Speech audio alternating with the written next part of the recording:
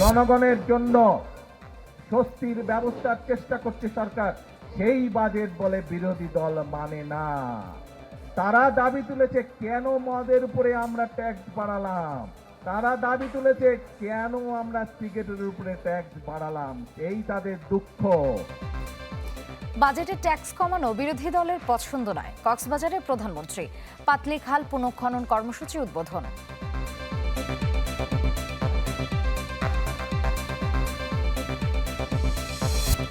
দক্ষিণ এশিয়ার সবচেয়ে বিনিয়োগ বান্ধব পরিবেশ তৈরিতে প্রতিশ্রুতিবদ্ধ সরকার, অলিগার্কদের ধ্বংসের হুঁশিয়ারি।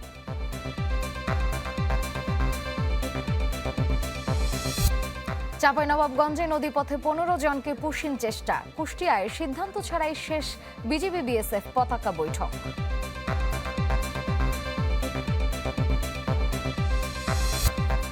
পুলিশের হাতে নির্যাতনের শিকার জাতীয় দলের ক্রিকেটার নাইম, পরিবারের মামলা, 3 পুলিশ সদস্যকে প্রত্যাহার।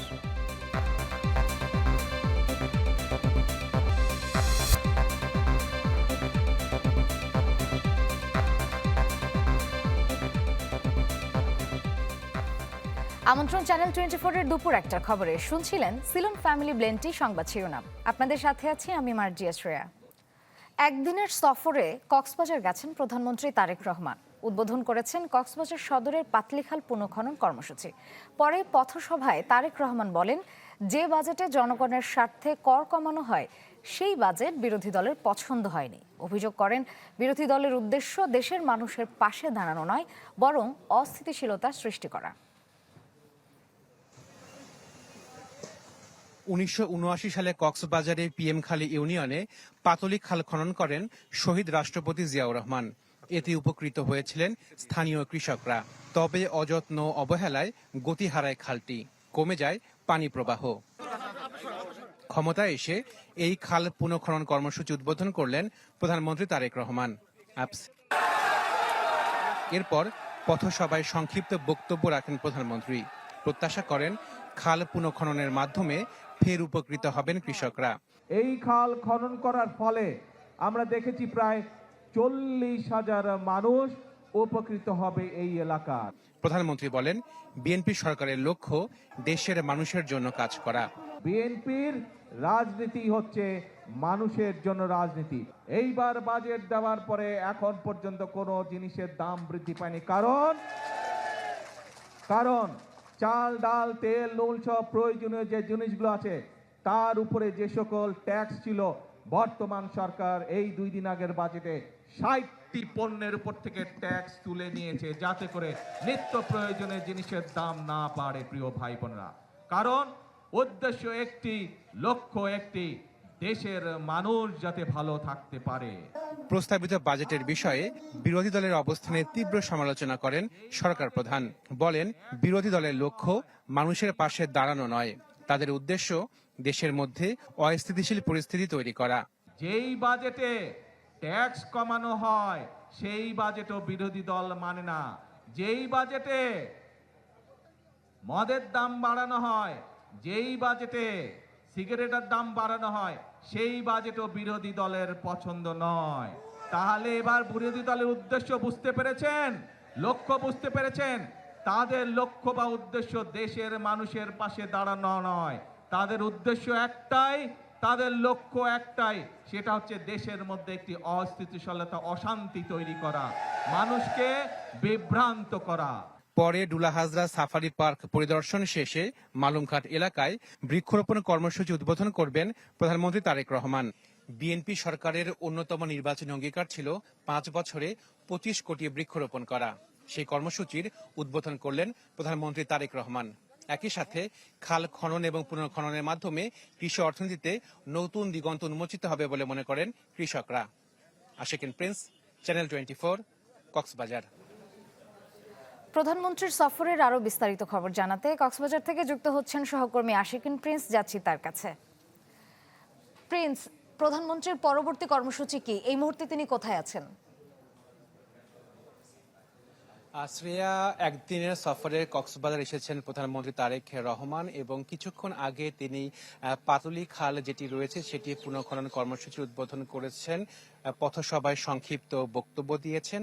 আর প্রধানমন্ত্রীর যে কর্মসূচি রয়েছে আজকে সেই অনুযায়ী এখন তিনি দুলাহাজরা সাফারি পার্ক যেটি রয়েছে সেটি পরিদর্শন করছেন।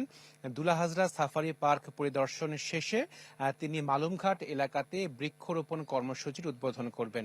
শ্রেয়া, আপনাকে জানিয়ে রাখি যে বিএনপির অন্যতম নির্বাচনী প্রতিশ্রুতি ছিল 5 বছরে 25 কোটি বৃক্ষরোপণ। তো সেই কর্মসূচির মূলত আজকে উদ্বোধন হচ্ছে। পরবর্তীতে বছরে বছরে এই 5 কোটি বৃক্ষরোপণ কর্মসূচিটি সফল করা হবে বর্তমান সরকারের পক্ষ থেকে। এরপরে প্রধানমন্ত্রী তারেক রহমান তিনি কক্সবাজার জেলার পেকুয়াতে যাবেন, যেখানে জুলাই আগস্টে যে গণঅভ্যুত্থান হয়েছিল সেই আন্দোলনে নিহত হয়েছিল কক্সবাজারের প্রথম শহীদ ওয়াসিম, তার কবর জিয়ারত করবেন প্রধানমন্ত্রী তারেক রহমান। পরবর্তীতে তিনি মধ্যাহ্ন ভোজ এবং মধ্যাহ্ন বিরতি শেষে বিকেল 4টার সময় চকরিয়া পৌর বাস টার্মিনালে একটি রাজনৈতিক জনসভায় তিনি বক্তব্য রাখবেন, ভাষণ দেবেন। সেখান থেকে তিনি সরাসরি চলে আসবেন কক্সবাজার সদরে, যেখানে সন্ধ্যার দিকে তিনি সুধী সমাবেশে বক্তব্য রাখবেন এবং আজকেই তার ঢাকায় ফেরত যাওয়ার কথা রয়েছে। একটি গুরুত্বপূর্ণ বিষয় যে প্রধানমন্ত্রী তারেক রহমান কক্সবাজার সফর করছেন এবং কক্সবাজার সফর ঘিরে যারা কক্সবাজারের বাসিন্দা রয়েছেন তাদের কিছু দাবি রয়েছে। এর মধ্যে রয়েছে বাকখালী নদীর যে ভাঙন, সে ভাঙন ঠেকানোর জন্য যাতে একটি স্থায়ী পরিকল্পনা গ্রহণ করা হয়, সেই দাবি করা হয়েছে কক্সবাজারবাসীর পক্ষ থেকে। একই সাথে জলবায়ু পরিবর্তন জনিত কারণে যারা উদ্বাস্তু হচ্ছেন তাদের যাতে স্থায়ীভাবে পুনর্বাসন করা হয় সেই প্রতিশ্রুতিও চাওয়া হচ্ছে কক্সবাজারবাসীর পক্ষ থেকে। এছাড়া অন্যান্য যে বিভিন্ন দাবি দাওয়া রয়েছে সেই দাবি দাওয়া করা হচ্ছে এই সফরকে সামনে রেখে। এবং বিকেল 4টার সময় প্রধানমন্ত্রী তারেক রহমান যখন তিনি রাজনৈতিক সমাবেশে বক্তব্য দেবেন, সেই সমাবেশ থেকে দাবি দেওয়ার প্রেক্ষিতে বর্তমান সরকারের কোনো প্রতিশ্রুতি আছে কিনা বা দাবির বিষয়ে বর্তমান সরকার কোনগুলো দাবি পূরণ করা হবে সে বিষয়ে বক্তব্য দেবেন বলে কক্সবাজারবাসী কিন্তু অধীর আগ্রহে অপেক্ষা করছেন। তো কর্মব্যস্ত সফর শুরু করেছেন প্রধানমন্ত্রী তারেক রহমান এবং আজকে তার ঢাকায় ফেরত যাওয়ার কথা রয়েছে। শ্রেয়া, ধন্যবাদ প্রিন্স। দর্শক, প্রধানমন্ত্রীর কক্সবাজার সফরের বিস্তারিত জানাচ্ছিলেন আমাদের সহকর্মী আশিকিন প্রিন্স। দক্ষিণ এশিয়ার মধ্যে সবচেয়ে বিনিয়োগ বান্ধব পরিবেশ তৈরিতে বাংলাদেশ সরকার প্রতিশ্রুতিবদ্ধ। Trade, growth and economic diplomacy কনফারেন্সে কথা বলেন পররাষ্ট্রমন্ত্রী ডক্টর খলিলুর রহমান। জানান, সরকার সংস্কার এবং স্থিতিশীলতার জন্য কাজ করছে। দেশের রাজনৈতিক স্থিতিশীলতা, টেকসই সংস্কার ও অংশীদারিত্বমূলক অর্থনৈতিক ব্যবস্থা গড়ে তুলতে চায় সরকার। অনুষ্ঠানে স্থানীয় সরকার মন্ত্রী মির্জা ফখরুল ইসলাম আলমগীর বলেন, দেশের সব নাগরিকের সম্মান ও মর্যাদা নিশ্চিত করে উন্নয়নের পথে হাঁটবে বর্তমান সরকার। অর্থনীতিতে সাম্য ও ন্যায্যতা এবং অলিগার্কদের ধ্বংস করা বিএনপি সরকারের অন্যতম লক্ষ্য। We want to assure our citizens, our local business community, and our international partners that Bangladesh is stable, predictable, and open for business. I believe that it captures the spirit of journey ahead. It clearly shows the government is ready to do anything and everything for the new Bangladesh. চাঁপাইনবাবগঞ্জের রকুনপুর সীমান্ত দিয়ে 15 জনকে পুষিনের চেষ্টা করেছে ভারতীয় সীমান্তরক্ষী বাহিনী BSF. তবে বিজিবির বাধায় তা প্রতিহত হয়। নওগাঁ ব্যাটালিয়ন জানায়, গেল রাতে রকুনপুর বিওপির সীমান্ত এলাকায় 15 জনকে নদীপথে বাংলাদেশে পাঠানোর চেষ্টা করা হয়। এর মধ্যে 2 জন পুরুষ, 8 জন নারী ও 5 শিশু রয়েছে। বিজিবির বাধার মুখে প্রায় 2 ঘন্টা পর বিএসএফ তাদের ভারতে ফিরিয়ে নেয়।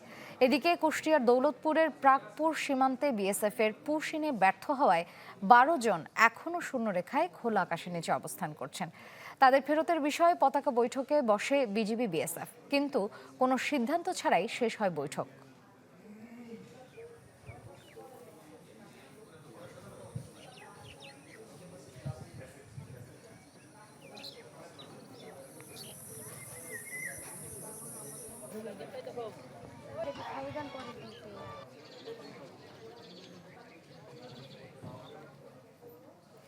দর্শক, সীমান্ত পরিস্থিতির আরো খবর জানাতে আমাদের সাথে সহকর্মীরা যুক্ত হয়েছেন চাঁপাইনবাবগঞ্জ এবং কুড়িগ্রাম থেকে। যাচ্ছি তাদের কাছে।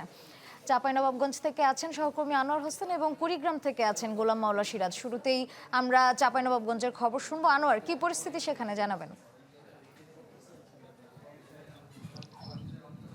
হ্যাঁ শ্রেয়া, গত 4 জুন চাঁপাইনবাবগঞ্জের বাঙ্গাবাড়ি সীমান্তের পর আজ আবারও চাঁপাইনবাবগঞ্জের রোকনপুর সীমান্ত দিয়ে 15 জনকে পুষণের চেষ্টা চালিয়েছে ভারত এবং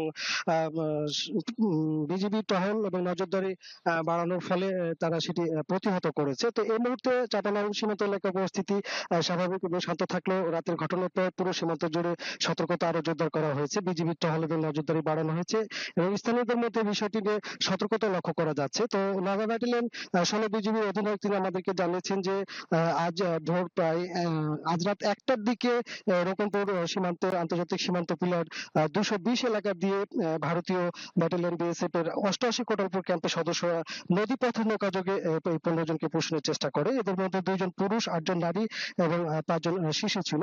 তো বিজিবি জানিয়েছে যে তাদের সদস্যরা দ্রুত ঘটনাস্থলে অবস্থানে কঠোর অবস্থান গ্রহণ করলে পুষণের সেই প্রচেষ্টা ভেস্তে যায়। পরে রাত 3টার দিকে স্থানীয়দের সহযোগিতায় বিজিবি তাদেরকে ভারতের অভ্যন্তরে ঠেলে দেয় এবং বিএসএফ এক পর্যায়ে তাদের ফিরে নিয়ে যেতে বাধ্য হয়।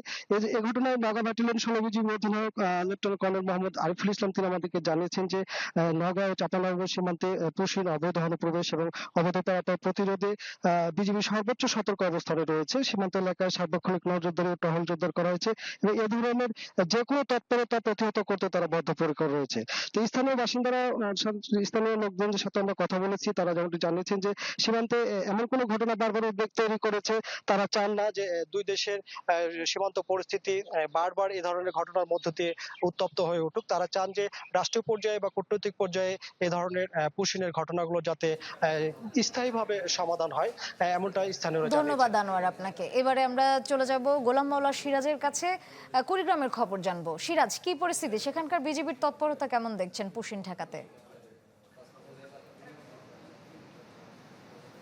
শ্রেয়া, কুড়িগ্রামের সীমান্তগুলো দিনের বেলা শান্ত বা নিরিবিলি থাকলেও রাত হলেই কিন্তু উত্তপ্ত হয়ে যায়। সেটি হচ্ছে গেল 1 সপ্তাহের ঘটনা। তবে গেল রাতে এবং তার আগের রাতেও সেই বিএসএফ এর পুষিনের যে চেষ্টা, সেই চেষ্টাটা আমরা কম দেখেছি বা কম খবর পেয়েছি। যদিও তার আগ থেকে গত শনিবার থেকে গত পরশু রাত পর্যন্ত প্রত্যেক রাতে একাধিক সীমান্তে বিএসএফ কিন্তু পুষিনের চেষ্টা করেছিল, কিন্তু বিজিবি এবং স্থানীয় লোকজন সেটি কিন্তু ঠেকিয়ে দিয়েছে। এখন পর্যন্ত কুড়িগ্রামের সীমান্তে কোনো পুষিনের ঘটনা ঘটেনি। যদিও কিন্তু রৌমারী রাজীবপুরের যে ঘটনা আমরা বলেছিলাম, সেখানে 2 জন মানুষকে তারা কিন্তু কাটাতারের এপারেও নিয়ে এসেছিল, কিন্তু সেখান থেকে ফেরত দিয়েছে বিজিবি এবং উপারে 3 শতাধিক মানুষকে তারা জড়ো করেছিল। সেই মানুষগুলোকেও কিন্তু এখন পর্যন্ত আসলে তারা সেখানেই রেখেছে। হয়তো যে কোনো সময় তারা পুষিনের চেষ্টা করবে। সব মিলিয়ে বিজিবি আমাদেরকে যেটা বলছে যে তারা টহল বাড়িয়েছে, বিজিবির সঙ্গে কিন্তু আনসারও সীমান্তে দায়িত্ব পালন করছে, একই সাথে সীমান্তবাসীরা তো আছে। সবকিছু মিলে প্রতি রাতেই কিন্তু পাহারা দেয়া হচ্ছে সীমান্তগুলো, যাতে কোনোভাবেই পুষিন করতে না পারে ভারতীয় বিএসএফ। ধন্যবাদ সিরাজ। দর্শক, সীমান্ত পরিস্থিতির খবর জানতে আমরা সরাসরি যুক্ত ছিলাম কুড়িগ্রাম এবং চাঁপাইনবাবগঞ্জে।